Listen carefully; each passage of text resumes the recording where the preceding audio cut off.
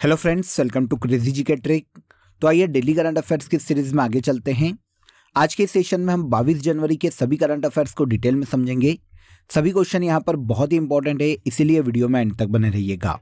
अगर आप चैनल पर पहली बार आए हैं तो आप चैनल को सब्सक्राइब कर लीजिए, और अगर आपको डेली करंट अफेयर की PDF चाहिए तो आप क्रेजी जी के ट्रिक के टेलीग्राम चैनल से या फिर क्रेजी जी के ट्रिक के एप्लीकेशन पर जाकर फ्री ऑफ कॉस्ट इसकी PDF को कलेक्ट कर सकते हैं। आज के करंट अफेयर का सबसे पहला क्वेश्चन देखिए। आदित्य विजय ब्रह्मणे को मरणोपरांत वीरता के लिए प्रधानमंत्री राष्ट्रीय बाल पुरस्कार 2024 दिया गया। आदित्य विजय ब्रह्मणे का संबंध किस राज्य से है? तो देखिए, इनका संबंध है भारत के महाराष्ट्र राज्य से। आंसर सी ले लेते हैं सबसे पहले। आदित्य विजय ब्रह्मणे भारत के महाराष्ट्र राज्य से बिलोंग करते हैं। हाल ही में इन्हें मरणोपरांत प्रधानमंत्री राष्ट्रीय बाल पुरस्कार 2024 से सम्मानित किया गया।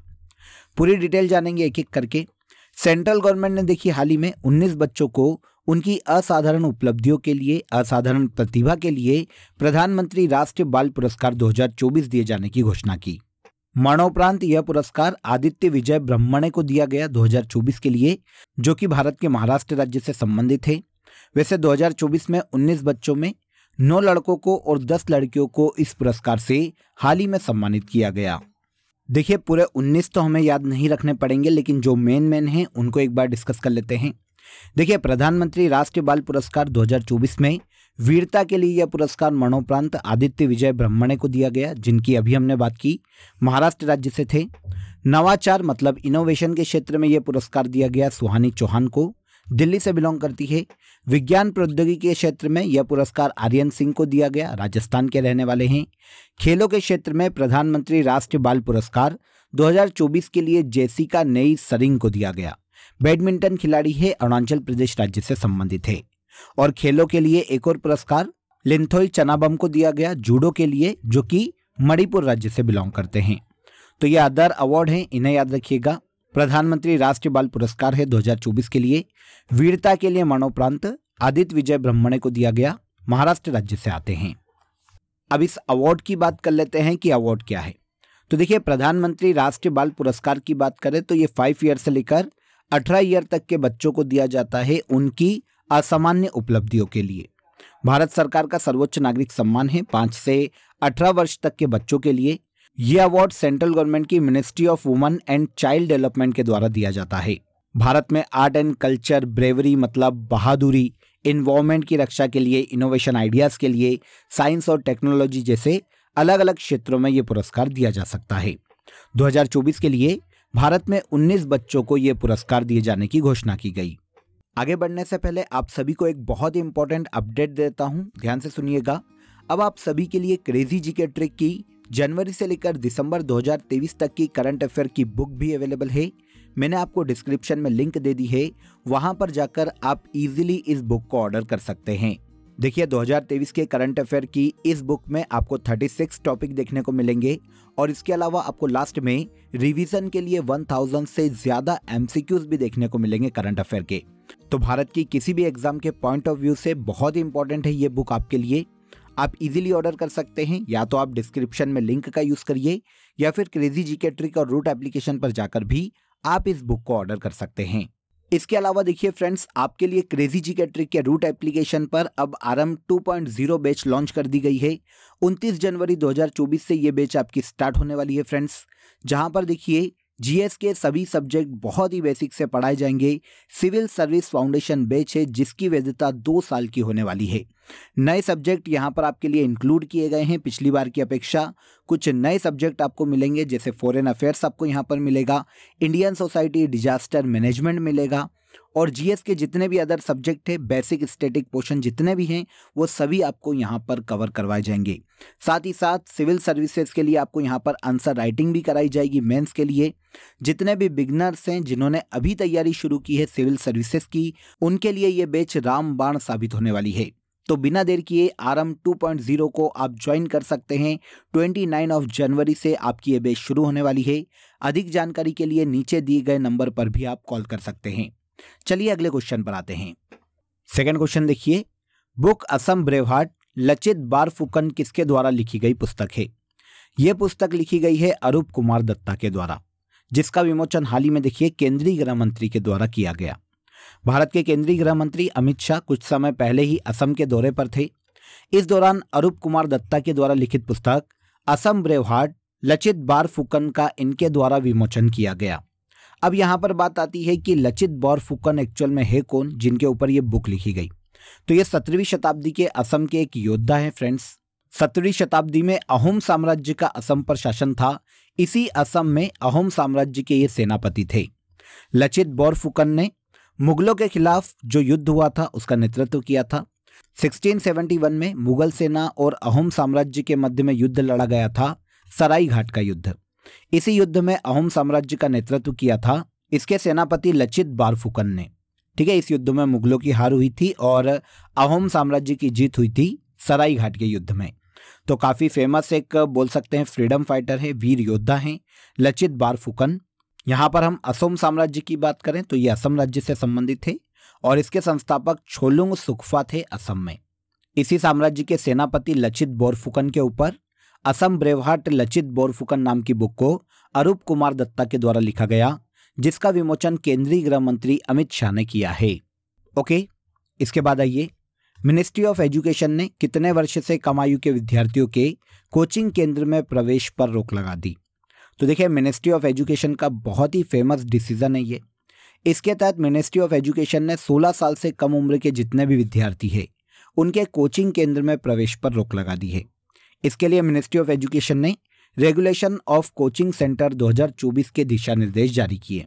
मिनिस्ट्री ऑफ एजुकेशन के अनुसार कोई भी कोचिंग सेंटर 16 वर्ष से कम उम्र के विद्यार्थियों का नामांकन नहीं लेगा और इसके अलावा विद्यार्थियों का नामांकन जब उनकी सेकेंडरी एजुकेशन पूरी हो जाएगी उसके बाद ही लिया जा सकता है, उसके पहले नहीं लिया जा सकता। उद्देश्य क्या है, तो कोटा जैसे आईटी हब में हम देख रहे हैं कुछ समय से कि आत्महत्या करने का चलन ज़्यादा बढ़ता जा रहा है, बच्चे काफ़ी डिप्रेशन में हैं। इसके अलावा फीस भी बहुत ज़्यादा वसूलते हैं प्राइवेट कोचिंग इंस्टीट्यूशन। तो इसको ध्यान में रखते हुए मिनिस्ट्री ऑफ एजुकेशन ने ये डिसीजन लिया है कि अब 16 वर्ष से कम उम्र के बच्चों को कोचिंग सेंटर नामांकन नहीं देंगे, कोचिंग सेंटर में प्रवेश नहीं दिया जाएगा। किस अधिनियम द्वारा 21 जनवरी को मणिपुर, मेघालय और त्रिपुरा राज्य की स्थापना की गई थी। देखिए, 21 जनवरी को हाल ही में मणिपुर, त्रिपुरा और मेघालय का स्थापना दिवस सेलिब्रेट किया गया। इनकी स्थापना उत्तर पूर्वी क्षेत्र पुनर्गठन अधिनियम 1971 के तहत की गई थी। आंसर ए करेक्ट हो जाएगा। पूरी डिटेल जानिए। 21 जनवरी को पूर्वोत्तर के तीनों राज्यों ने, मणिपुर, मेघालय और त्रिपुरा ने अपने यहाँ पर स्थापना दिवस सेलिब्रेट किया। 21 जनवरी 1972 को इन तीनों राज्यों की स्थापना उत्तर पूर्वी क्षेत्र पुनर्गठन अधिनियम 1971 के द्वारा की गई थी और इस अधिनियम के आधार पर 1972 में 21 जनवरी को ये तीनों राज्य अस्तित्व में आए थे। तो इनका स्थापना दिवस याद रखिएगा कब सेलिब्रेट किया जाता है, तीनों राज्यों का 21 जनवरी को। अब तीनों की कैजुअल डिटेल जान लेते हैं। तो देखिए, मणिपुर की कैपिटल इम्फाल है, अनसुईया उइके यहाँ की गवर्नर के पद पर है और एन बीरेन सिंह मणिपुर के वर्तमान में सीएम हैं। त्रिपुरा की कैपिटल अगरतला है, नल्लू इंद्र सेना रेड्डी यहाँ के राज्यपाल के पद पर है और माणिक साहा त्रिपुरा के सीएम हैं। तीसरा राज्य मेघालय जिसकी कैपिटल शिलोंग है, कॉनराड संगमा यहाँ के राज्यपाल है और फागू चौहान इस राज्य के मुख्यमंत्री के पद पर हैं। डिटेल याद रखिएगा, एग्जाम में पूछी जाती है। पूर्वोत्तर राज्यों की स्पेशली कैपिटल, मुख्यमंत्री और राज्यपाल से क्वेश्चन हमने काफी एग्जाम में देखे हैं, तो याद रखिएगा। तीनों राज्य का स्थापना दिवस 21 जनवरी को मनाया जाता है। नेक्स्ट क्वेश्चन देखिए, हाल ही में किस देश का मून मिशन स्नाइपर चंद्रमा पर उतरा है।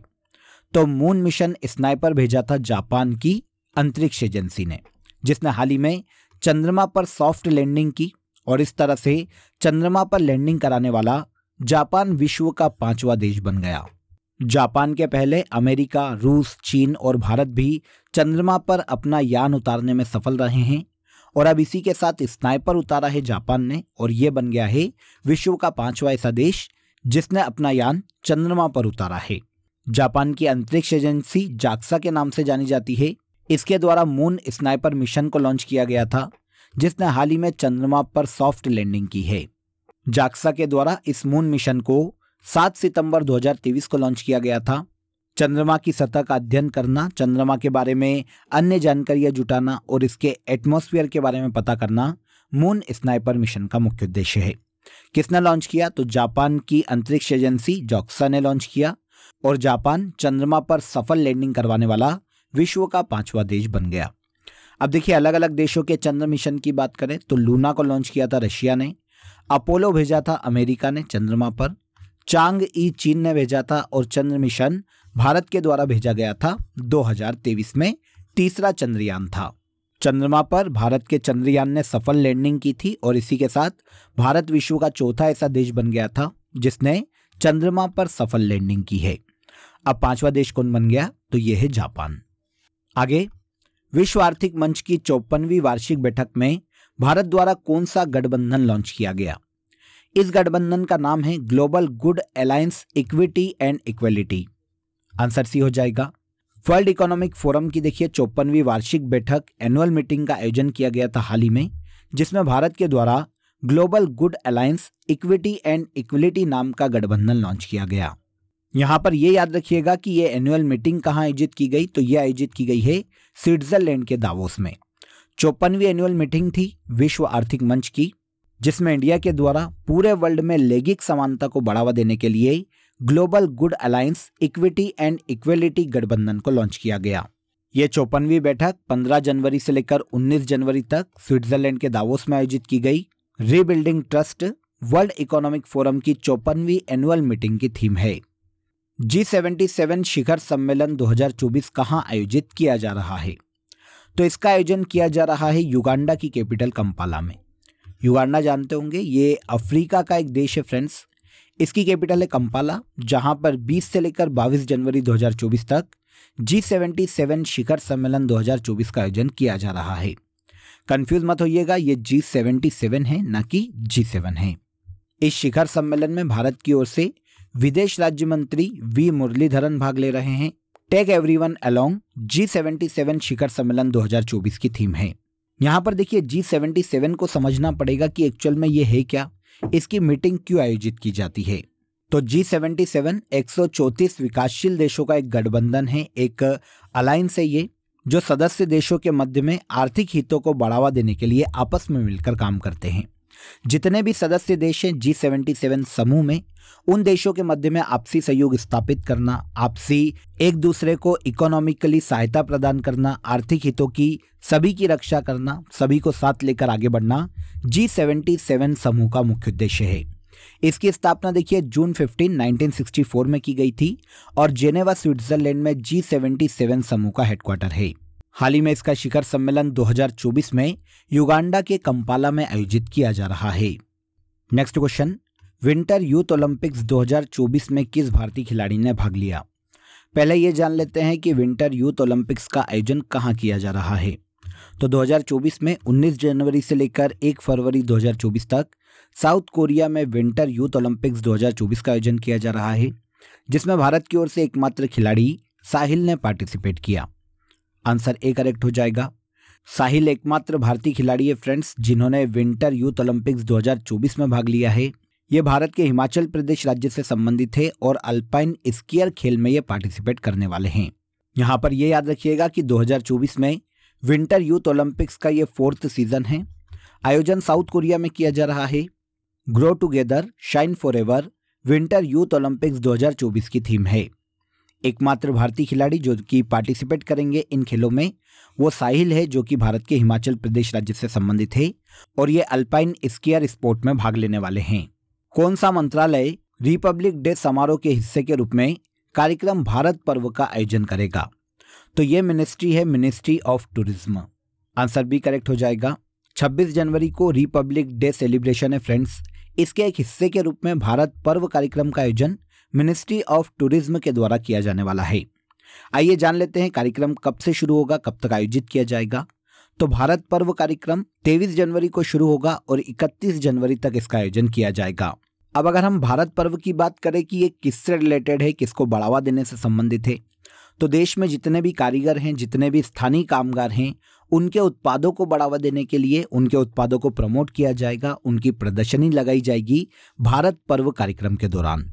रिपब्लिक डे सेलिब्रेशन के एक हिस्से के रूप में भारत पर्व कार्यक्रम का आयोजन मिनिस्ट्री ऑफ टूरिज्म के द्वारा किया जा रहा है। आप सभी जानते हैं कि 2024 में ये 75th रिपब्लिक डे है। 75 रिपब्लिक डे का सेलिब्रेशन है 26 जनवरी को। और इस साल 75th रिपब्लिक डे पीरियड में मुख्य अतिथि के तौर पर इमैनुअल मैक्रों को आमंत्रित किया गया है, जो कि फ्रांस के प्रेसिडेंट है। इंपॉर्टेंट फैक्ट है, नोट कर लीजिएगा, ये एग्जाम में पूछा जा सकता है। ओके, इसके बाद लास्ट क्वेश्चन देखिए, चर्चित टापू नृत्य किस राज्य से संबंधित है?